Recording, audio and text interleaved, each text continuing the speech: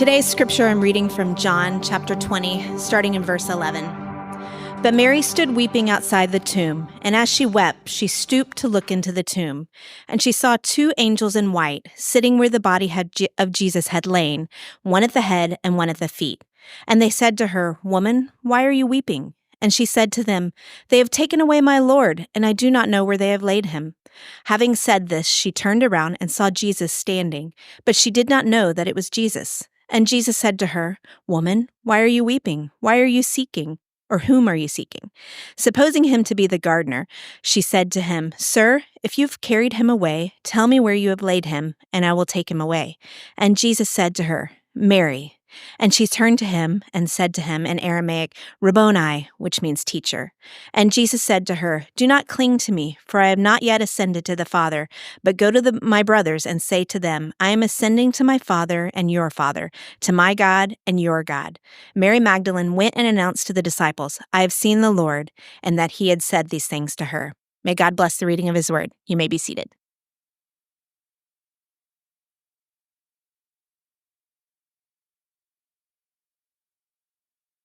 All right. If you're in Kid City, you can start making your way. And Mr. Nate is in the back and he's going to walk you across. Good morning to everybody. Happy Easter to you. I think you all have made a good decision in coming to the 9 o'clock gathering. And I just want to know who has a new item of clothing and you bought it for Easter. Just raise your hand up. Okay, a handful of you. I just have to say publicly, I got this shirt for $12. So I'm pretty excited about that. Anybody that said, "Hey, I like your shirt," I said $12. Got it at Bell's. And so thank you. Thank you. All right.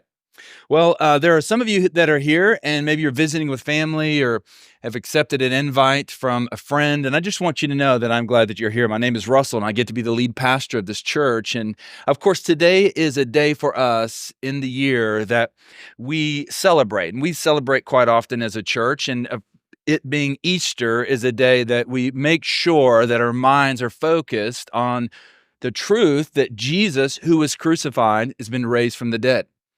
But we are also on this day ending what is an 8-week series called Unbelievable. And it's been an unbelievable series and we've enjoyed it. So today's week 8 of an 8-week series.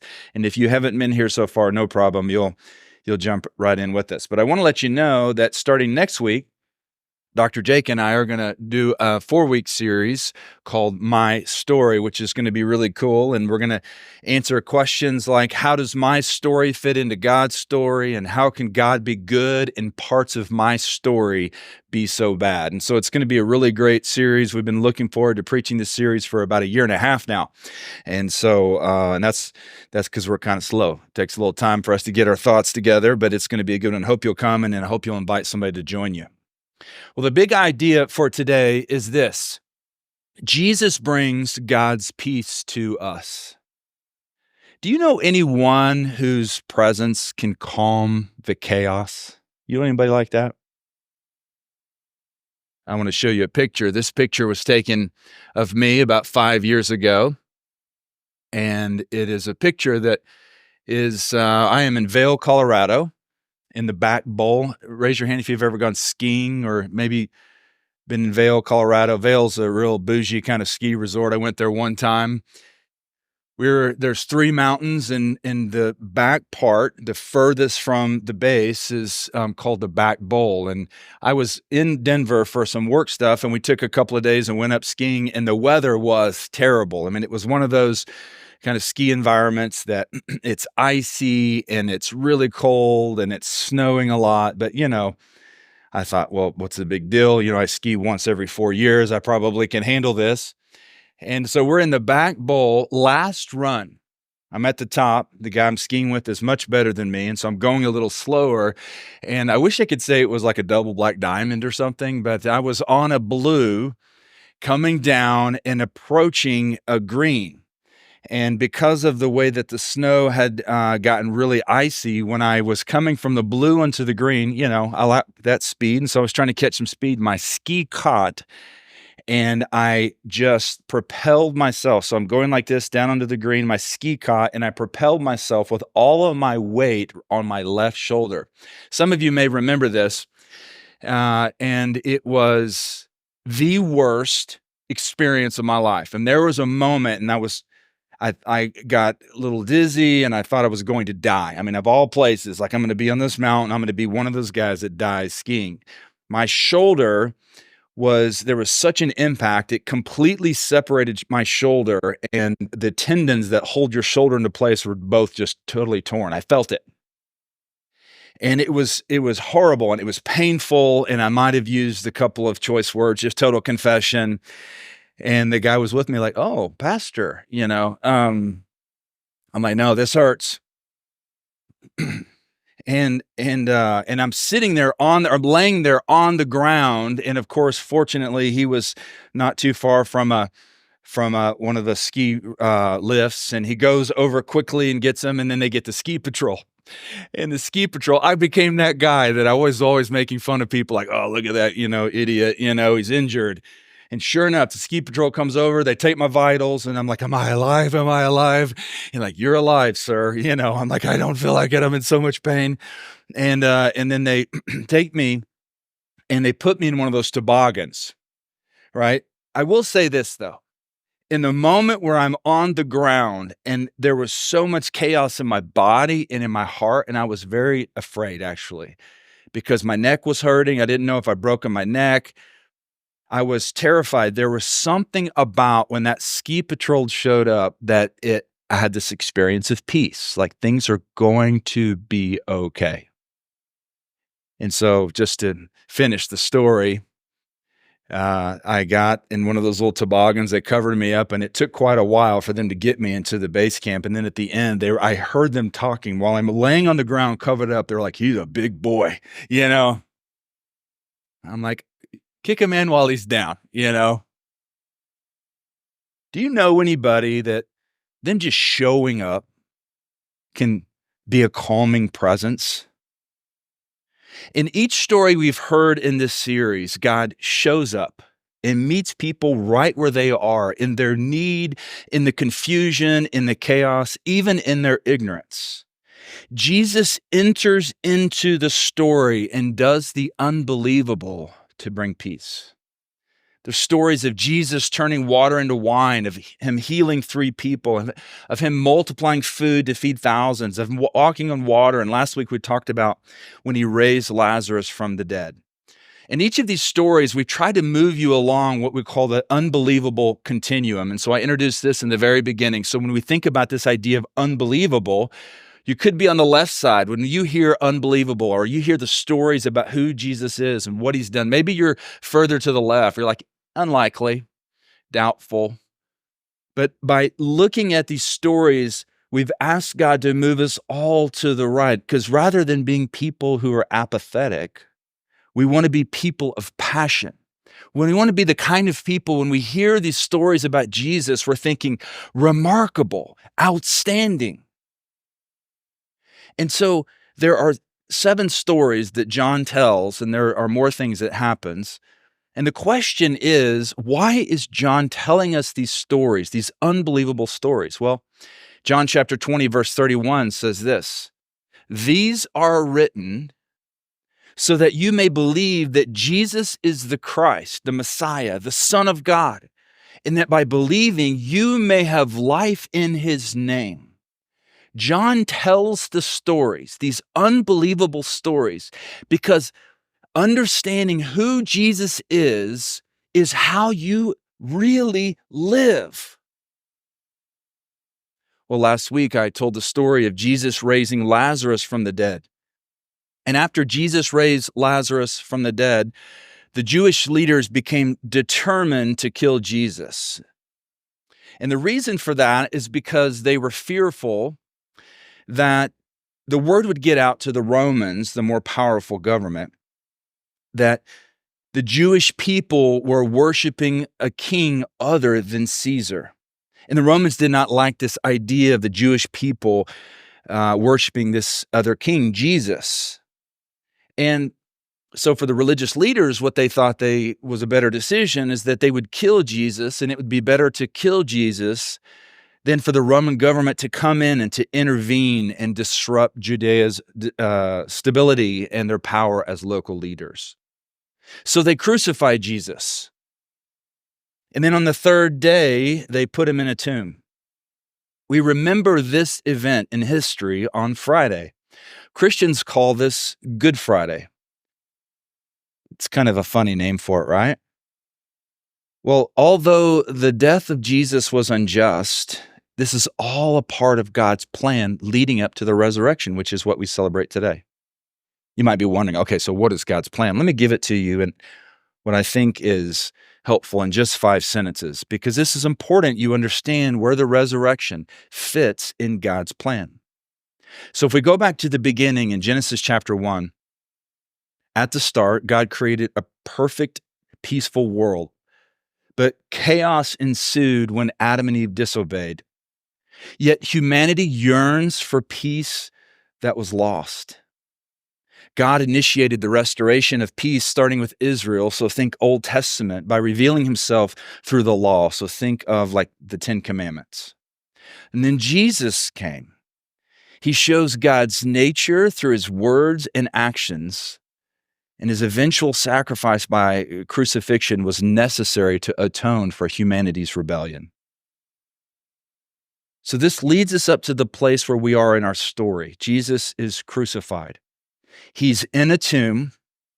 And in John 20, we read that Mary Magdalene, one of his disciples, arrives and sees this open tomb. And as she looks in, Jesus' body is gone. And like anyone would be, she was very, very upset. We need to begin to feel the intensity of this moment for her. You see, especially for the Jews, it was very important that the proper treatment of a deceased body was taken care of. So she looks into the tomb, the body is missing. So in panic, she runs to tell Peter and John that someone had stolen the dead body. And so John 20 tells us that Peter and John also run to the tomb. Funny side note, it says in the scripture that John arrives first, which is like John's faster than Peter. It doesn't matter, but there you go. So Peter and John run to the tomb, and sure enough, they look in there, and Jesus' body is not there, but there is the burial cloth neatly folded, John tells us. They're thinking that someone has stolen the body. They don't realize that Jesus has been resurrected. This scene is pure chaos. There's confusion and panic and heartbreak.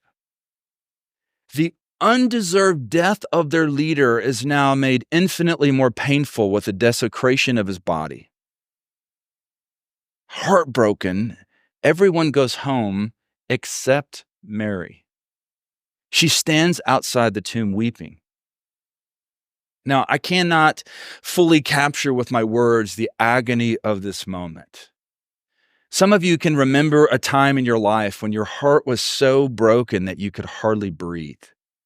I have a moment that comes to mind. In the early days of this church, I got a phone call informing me that there was a brutal murder of a close friend, a person that was a part of this church, a person I led to Christ and also baptized. When I got that phone call, the air was literally sucked out of my lungs. It was agonizing, so painful. And in that moment, and I can remember it like it was yesterday, I fell to one knee. I just couldn't even stand up. And the only way I can think to describe it, and some of you may know this feeling, it was like I'd fallen in that moment in a deep, dark cave with what seemed like no hope of getting out. But in that agonizing, seemingly hopeless moment, something else happened. God showed up. It was like this bright, colorful light burst in my heart, and God met me there in my bedroom when I got that phone call, and I felt just that agonizing pain, breathless feeling. God met me there. And with the little breath I had, I prayed and asked God for help. Now, imagine that this is some of what Mary's experiencing.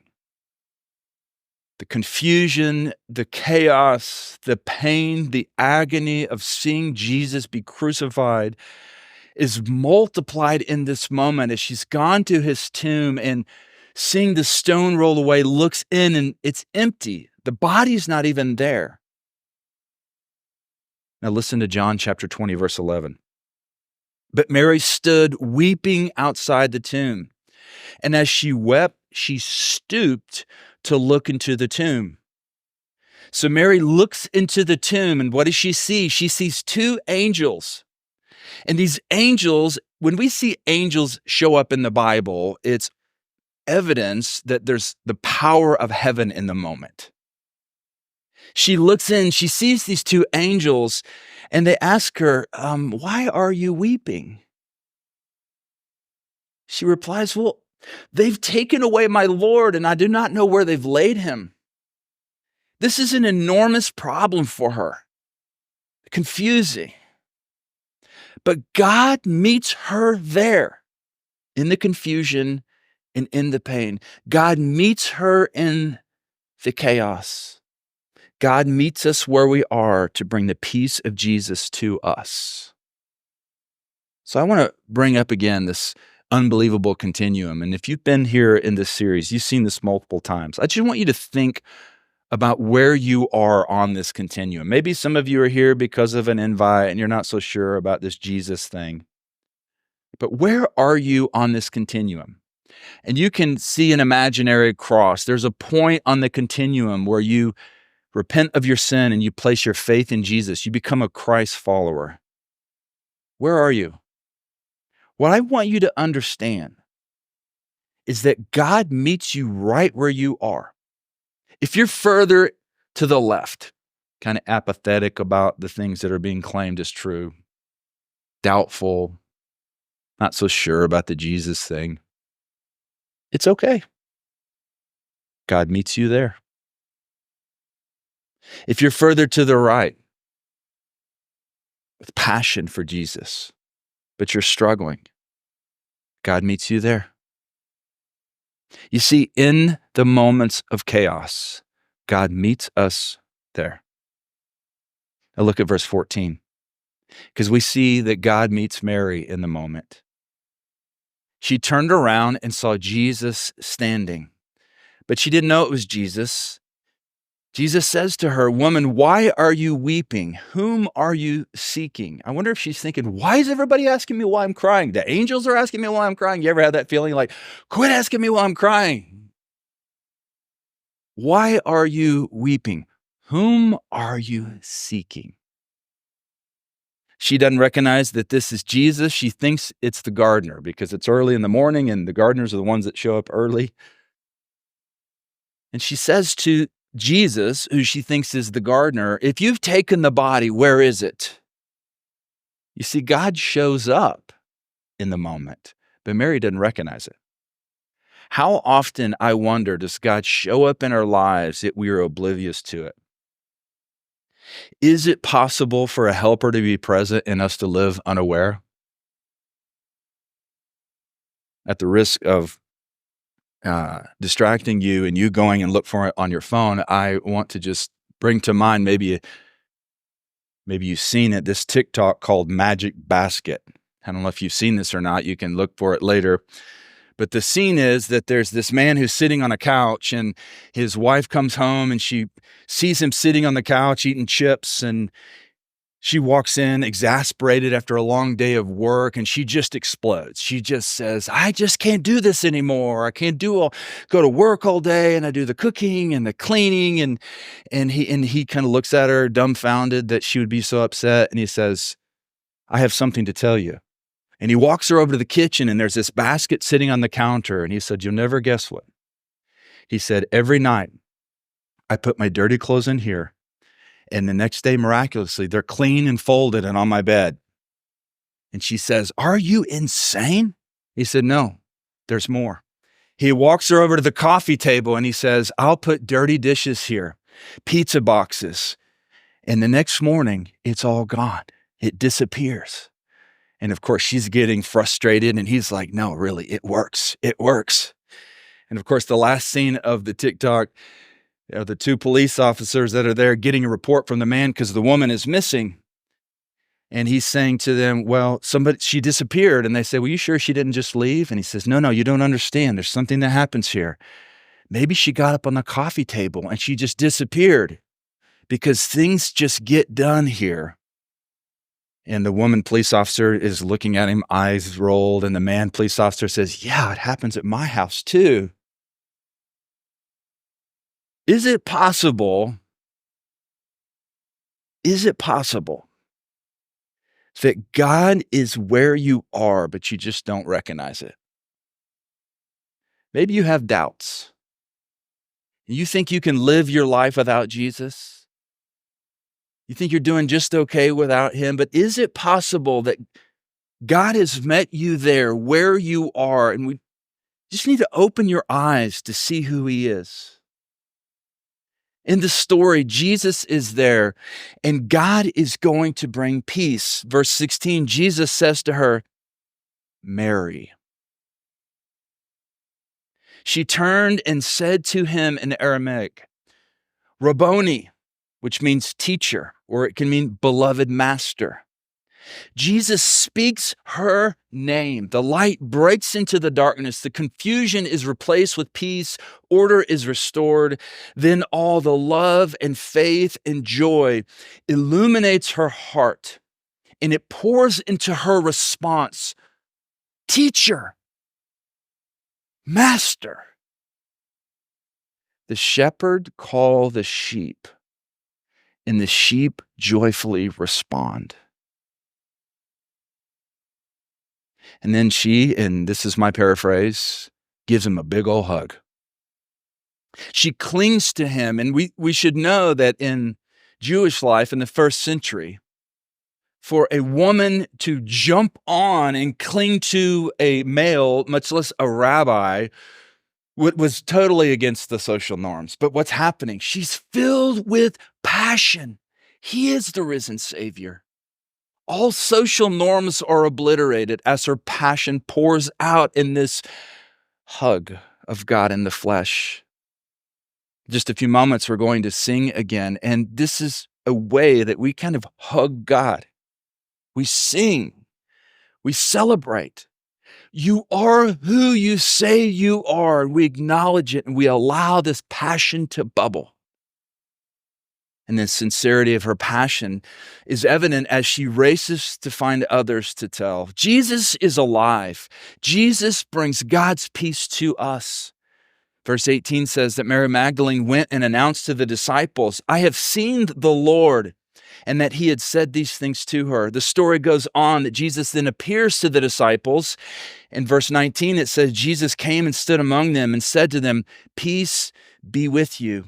He shows them the healed wounds on his hands and his side. And then in verse 21, he says again, peace be with you. Remember, this is the longing of the human heart, for the chaos to be brought to order, for the brokenness to be healed, for there to be redemption and restoration. Peace. Our church has had one mission since day one. We're inviting busy people to experience the peace of life with Jesus Christ. This is our passion. The resurrection of Jesus is what enables us to experience this peace. So where are you? Where are you in the story? Are you confused or struggling or lonely or indifferent? Are you ignorant? And I don't mean stupid, but you just don't know? Here is the call to action for you. Accept the peace that God offers. Follow Jesus. This is an invitation into a relationship with God because of what Jesus did in his death and what was declared in the resurrection. You need Jesus in your life. God meets you here and offers peace. You say, well, how do I do that? It's very simple. Just tell God, God, you know what? I'm tired of doing it my own way. I turn away from my former life and I want to follow Jesus. And then you find a church that'll encourage you as you take steps in faith. Where are you? Maybe you're grateful. Maybe you're joy-filled in the moment. Maybe you are aware of the way God is working in your life. Maybe you are experiencing peace. As Colby and the band begin to come back up here, My call to action to you is this: celebrate. Celebrate. Give God in these next few moments a big ol' hug, because this is what we get to do. All those who believe can celebrate today. I'm going to have Sarah come up, and she's going to help us think about responding. Jesus brings God's peace to us.